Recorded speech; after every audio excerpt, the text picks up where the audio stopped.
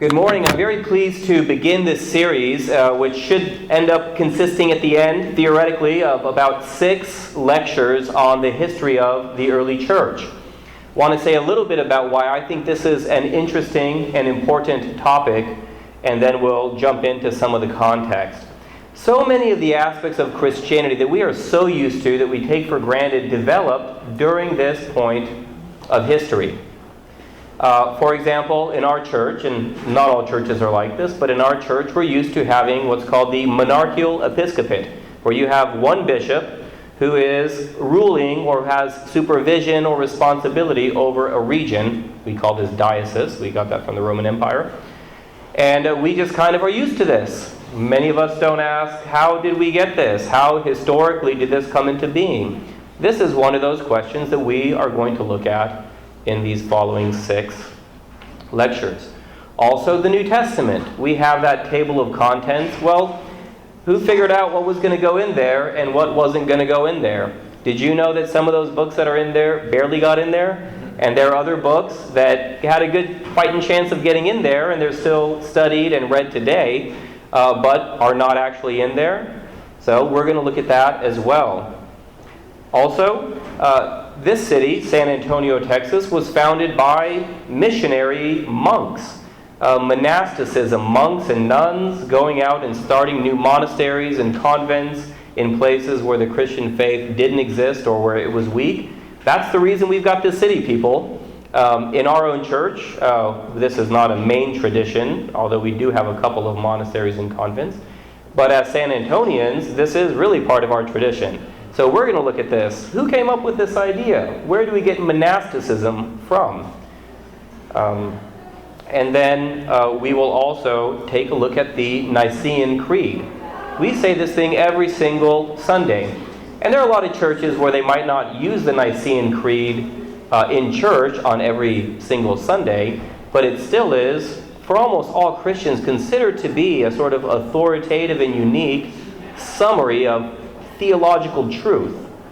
So this is an important creed or summary of doctrine and belief for really almost all Christians in the world. So these are some of the questions that we are going to look at during this course.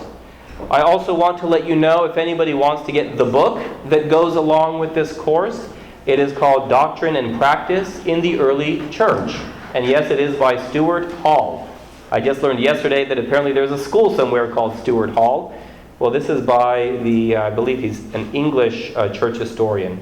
Stuart Hall, Doctrine and Practice in the Early Church. You can pick that up used on Amazon for $4. I just checked this morning. And there are 2 editions of that. I don't have a preference as to which one you use. The one that I used previously teaching this was the first edition. What I want to begin with today, and by the way, we will have time for Q&A, but let's wait until the end for Q&A. So if you have a question, jot that down and I will get to that.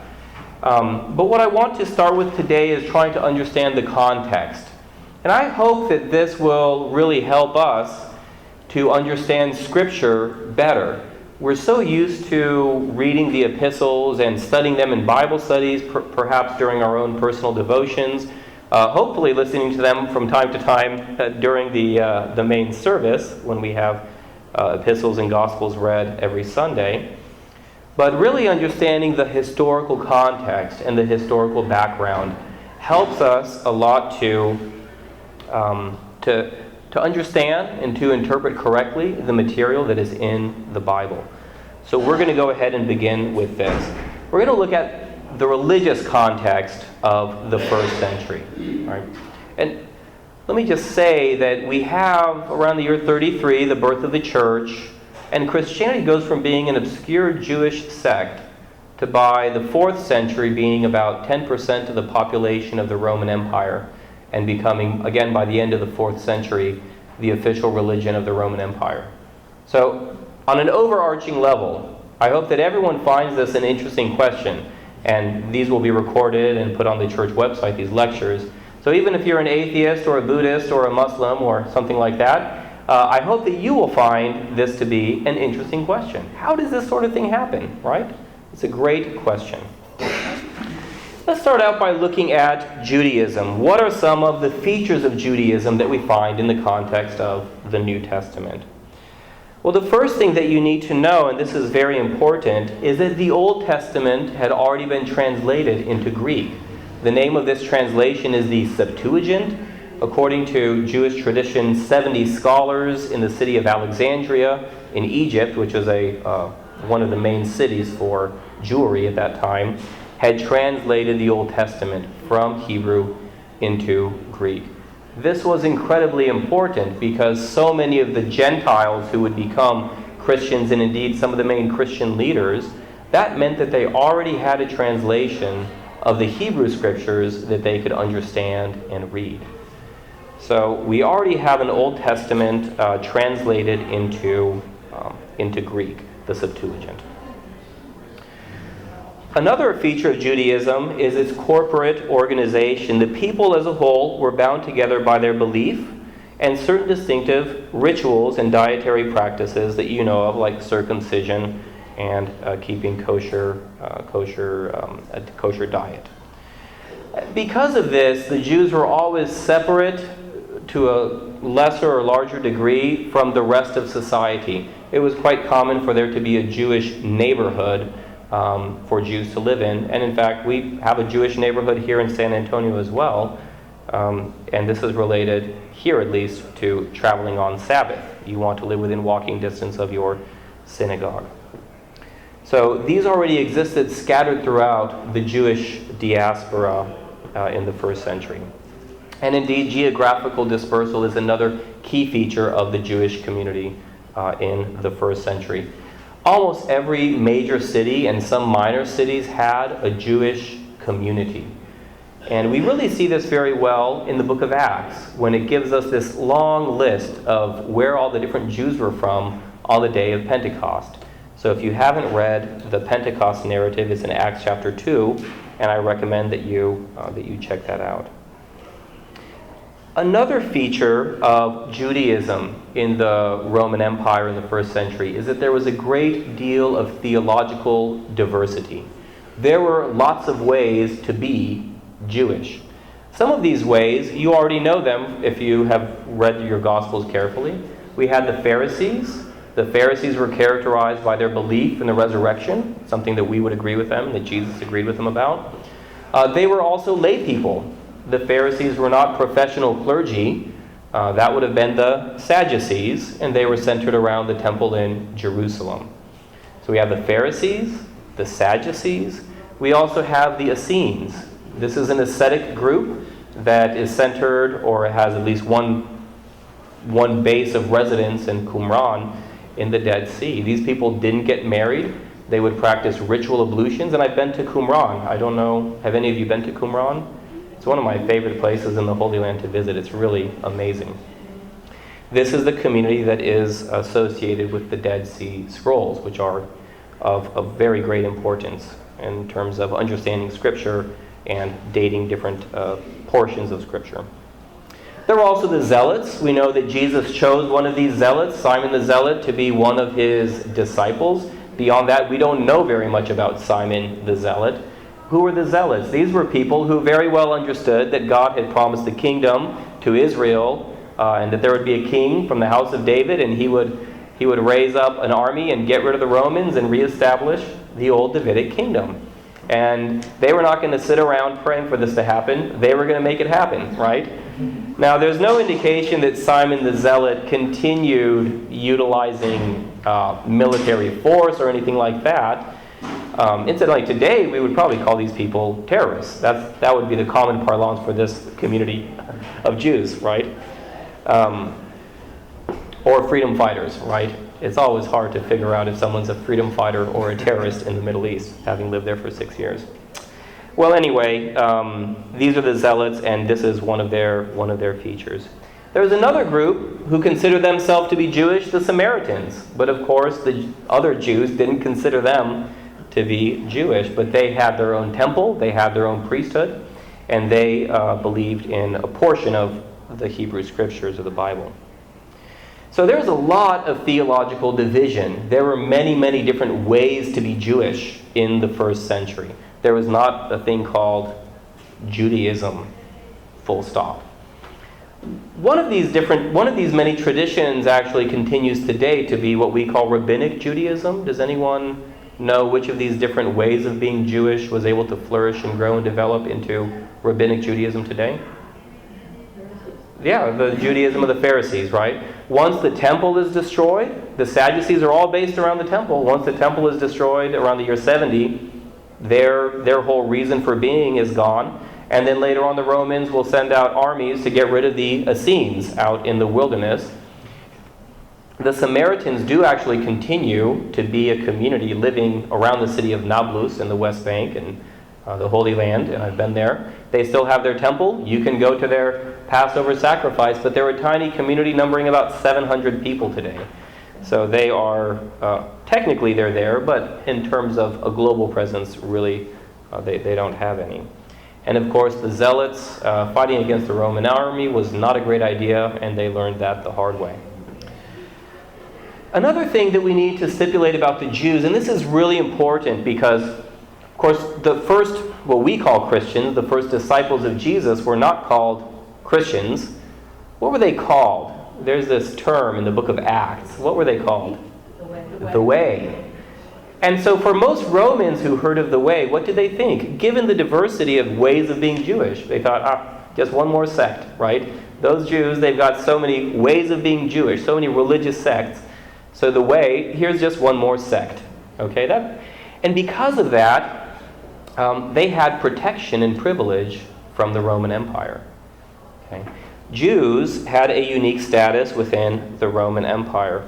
Although their prohibitions of visual representation of the divine resulted in non-Jews regarding Jews as being atheists, Judaism was granted the status of a lawful religion in the empire for that ethnic minority. Why do you think that a lot of the pagans would have looked at Judaism and called them atheists? Why would they do that? And later on with the Christians, we find the same thing. Because when they wanted to see the God of the Jews didn't have a statue or an image which all of the different Roman cults would have had. And we'll see this being carried over into early Christianity as different pagan people are looking at Christianity and say, well, you are atheists. So there's this political privilege. Although there were different uprisings or revolts among the Jews that led to the destruction of the temple and then later on the expulsion of all Jews from the city of Jerusalem during the Bar Kokhba revolt. Well, let's talk a little bit about Roman religion. What was it like to be your average religious Roman person at this time? There was not a Roman religion. There were different Roman cults. And you could add them, or it's like a buffet, right? Which is actually how most Americans treat religion, ironically. But you could add them or subtract them as you pleased. So if you were a young man and you needed to find a wife, you could go offer a sacrifice at the temple of that god who was in charge of matrimony or goddess. You get married, and then you want to bear a son, because everyone wants a son, not a daughter, right? And then you could go and offer a sacrifice at the temple of the goddess of fertility. Later on, you're a merchant and you have a big shipment coming in across the Mediterranean. Well, you want to pray for safety, so you can go to the deity of merchants or maybe the deity of the sea or the deity of storms and offer a sacrifice there trying to placate that god or goddess. Furthermore, you could actually import gods. It was not uncommon to have temples, or what we would call chapels, that word did not exist yet, temples or personal shrines to gods as far away as Persia or Egypt. And you could import these, and you could have a cult to one of these Egyptian or Persian gods there. But one of the main reasons that these cults were quite important for the Roman people is that it really was sort of like a cement or glue that held people together and taught them this is what it means for us to be Roman. If you had a local deity that was the patron or patroness of your city, for example, everybody was expected to participate in this. And if you didn't, you were seen as unpatriotic. I guess you could maybe perhaps draw a parallel with people. This is an issue right now, not standing up for the national anthem, right? This is one of the few things that drew all Roman citizens together. And then, of course, later on we will find that there is an element, or there is a ritual whereby people are expected to offer a small sacrifice to the spirit or the genius of Caesar, right? Not that Caesar himself or the emperor is a god at that time, though one emperor will later say that, but that there is some sort of divine presence that is guiding the Caesar or the emperor. And, of course, the Jews, they have an exemption from having to do this. But once Christianity is no longer a Jewish sect, this becomes a key point of friction and one of the main sources for persecution. Because some of the Christians say, no, we will not offer a sacrifice to this kind of divine spirit of Caesar or the emperor. We will not do it. So that is a second form of religion in the Roman Empire. Third, we have a number of mystery religions. And these flourished throughout the Roman Empire, especially in Asia Minor, or what is today Turkey. The mystery religions were based on ancient legendary gods whose dying and rising again were celebrated. These were oftentimes characterized by secret rituals. Some of them were only for men or only for women. And a lot of them really claimed to open up secret knowledge, what we call Gnosticism. And we'll find that for the early church, Gnosticism is always a temptation. Gnosticism is always a temptation. But these mystery religions, which had these secret rituals, secret spells, secret words of power, and so on, were indeed related to Gnosticism. And the idea that there's a secret knowledge that you have to move up this kind of ladder or move up this bridge towards whatever the divine truth is.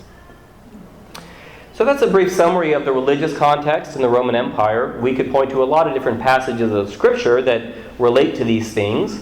But let's move on briefly to the political background. What was it like to be in Rome during the first century or in the Roman Empire? Well, we have a number of characteristics. The first thing that I'd say is that it was a united world. Roman law was recognized, and Latin was used throughout the empire for government business.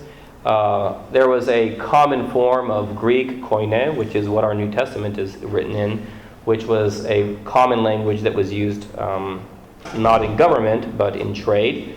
So there was a way for people to communicate with each other across borders and across ethnicities. Since it was a united world, the Roman Empire really expected its citizens to be loyal to it and obedient to it. They would speak of the Pax Romana, and today some people speak of the Pax Americana, right? This idea that the Roman Empire, which was hardly gentle or soft, by the way, had indeed brought peace to that entire region around the Mediterranean Sea. It was also what we would call a globalized or a small world. The Romans were famous, and if any of you have been to North Africa or whatever used to be the Roman Empire and you've seen the Roman roads, you know that they were great at building roads. I remember being in, I think it was like Tunisia in North Africa once, which was part of the Roman Empire, and someone saying something like, our government can't even fix these potholes, but look at these Roman roads from thousands of years ago, and they're still as good as new, So the Romans were great at facilitating trade routes and ways of commerce. There's, of course, a famous phrase, all roads lead to Rome. So it was a globalized world where travel was pretty easy and it was pretty safe, much more so than in previous centuries and much more so than in latter centuries.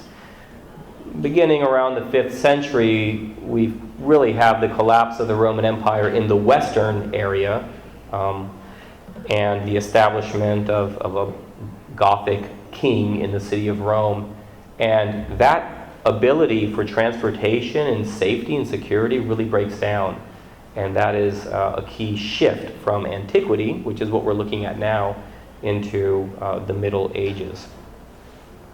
So it was a globalized world. You could easily get from one place to another. Even some very simple things like Paul sending letters from this place to that place with the relative assurance that they were going to get there, in later centuries or in early centuries would not have been possible. The rapid spread of the Christian faith, so much of that is really dependent on this particular context of having this globalized world. Another example of this is some historians and historical sources refer to the Mediterranean as kind of a Roman lake, right? Again, in later centuries, when you have all these vying kingdoms and principalities and duchies and so on, you can't just easily sail from Antioch to Rome and then over to Corinth and then down to Alexandria. You couldn't do that at later ages or in earlier ages. The fact that whole Mediterranean area was dominated by the Roman Empire made possible this travel in a way that was really unique, different than what came before and different than what came afterwards. The Roman Empire was also an urban world. Cities were the seats of local governments and centers of culture and religion and business.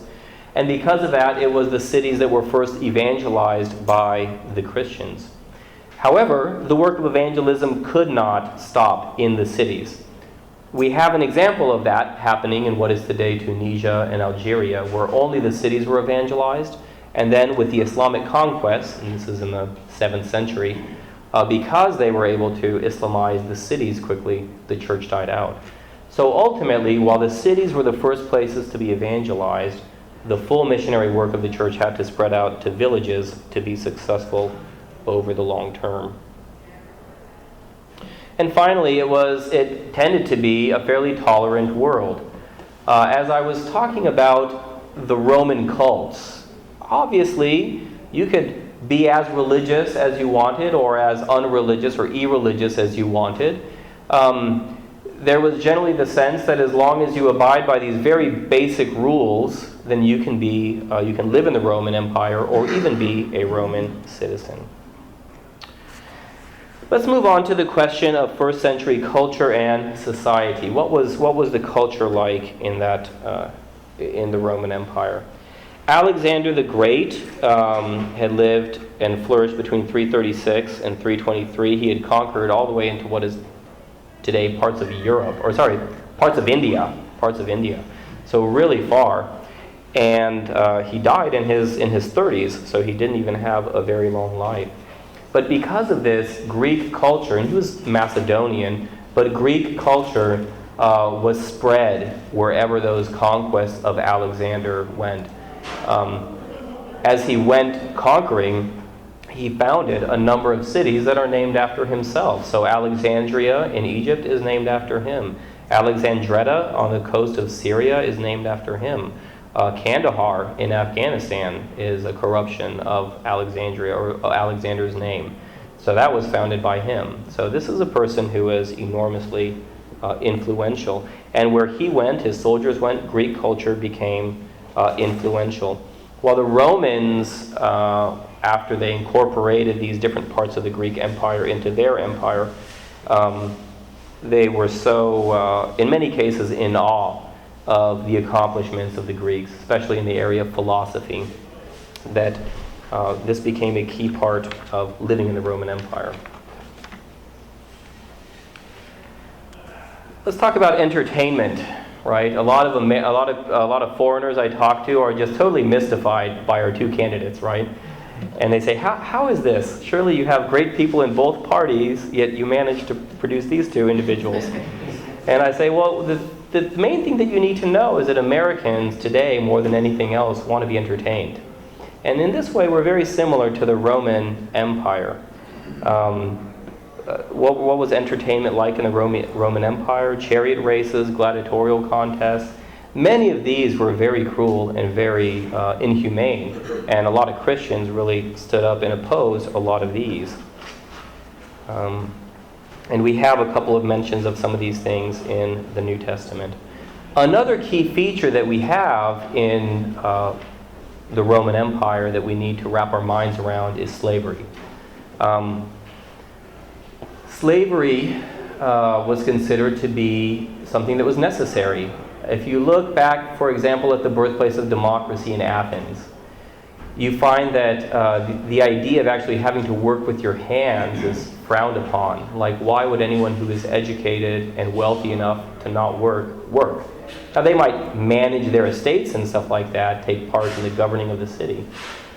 But that's why you had slaves. So having slaves was a key feature of the Roman Empire. Not everyone, of course, had slaves, but the reality of slavery is something that we find, again, mentioned in the Bible. There's actually one letter of the New Testament that is all about slavery. Well, which one is that? Philemon. Yeah, exactly. Philemon. You have Paul in this very precarious situation where he's under house arrest, and so he doesn't want to say the Roman Empire is wrong, because that would not be a good move. But then on the other hand, he has this vision of this new kingdom and fellowship in the church where slavery somehow it doesn't seem to fit. So he does what he can in that letter to address the issue. We also have a lot of different philosophical traditions that are growing, some of them flourishing during this time.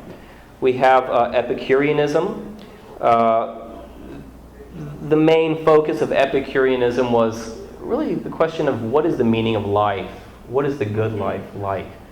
And Epicureanism had a bunch of different varieties, but really the highest good was absence of pain, right? You want to just avoid pain. We all know and we all agree that pain is a bad thing. So according to Epicurus, who was the philosopher, who lived from 432 to 370 BC, so this is a good amount of time before the Christian faith, you wanted to avoid suffering and find the things that were most enjoyable. Now, that didn't mean being a glutton or being extraordinarily promiscuous, though there was a form of it that went in that direction. It meant really trying to enjoy the little things in life. We're going to see a lot of these Greek philosophical systems influencing different parts of the Christian faith in, I think, mostly positive ways. The early Christian fathers had different views on the quality and the goodness of Greek philosophy. There was one named Justin Martyr, early 2nd century, and he kind of says, look, God has revealed himself to the Jews through Scripture, and God revealed his logos, his truth, to the Greeks through the philosophers. So that's a very positive view of philosophy. But then, of course, you have someone like Tertullian from North Africa who says, well, what does Athens have to do with Jerusalem? Like, you have that whole Greek philosophy thing. Just leave that. We're doing something totally new and different. So even in the early church, we see some ambivalence and some difference of opinions regarding what to do with this heritage of Greek philosophy. There's also another movement called Cynicism. It's related to a number of different people, but especially my favorite one is a guy named Diogenes the Cynic. And he was really trying to just reveal the emptiness and the superficiality of society and culture as it existed. So Diogenes was famous for, walking around the city with a lamp on during the daytime, and people were like, what are you doing? He's like, I'm looking for an honest man. What's the point? This is a waste of time, right? It's vain. He lived out on the beach in an old ship, what we would call a shipping container, right, with a bunch of dogs. And so the word cynic is related to the word dog. So anyway, there's a cynic. So you have this kind of discontent with society, this sort of idea that all of this stuff is wrong, and we need to do something that will be very different. This will, in some way, contribute later on to monasticism, right? Because monasticism says the city is corrupt. Let's go live in the wilderness and purify ourselves from this corrupt city of Alexandria, at least at first, and then later other cities too. There, of course, was also Stoicism. I think of all of these, this is probably the one that people will be most familiar with. The idea of Stoicism is that the only thing that you can really control at the end of the day is yourself, right? You can't control the circumstances around you. So Stoicism tended towards it came to be associated with being very serious, being very somber, not trying to strive after great successes or anything like that. There was also Platonism. That's a really long topic, so we're not going to talk about it very much. But the key idea with Platonism that comes to influence a number of the early Christian writers is that what we see on a day-to-day basis is only a reflection of what is really real.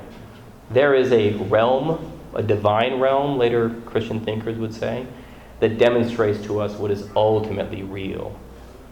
What we see and what we sense with our senses empirically is only a shadow or a reflection of this ultimate reality. All of these different philosophical systems would influence Christians in different ways, and a lot of the main Christian thinkers of the early centuries who became very important in terms of determining what would the Christian faith look like had been educated in a number of these. Again, different church fathers were of different opinions about how valuable these things were. Some of them, like Justin Martyr, thought they were very valuable. Others, like Tertullian, felt that they had nothing to do with the gospel. So in conclusion, we have taken a look at Judaism. We've taken a look at the different Roman cults. We've taken a look at the mystery religions. We looked at what it was like politically to live in the Roman Empire. And in very many ways it was a flat world. It was a little world. It was a globalized world. And globalization, it can happen, but so can deglobalization. And a lot of the early Middle Ages is deglobalization, right? The fragmenting and the disintegration of these networks of communication and transportation. And then finally we looked at just very briefly, a few of the Greek philosophical systems that would go on to influence many of the early church fathers.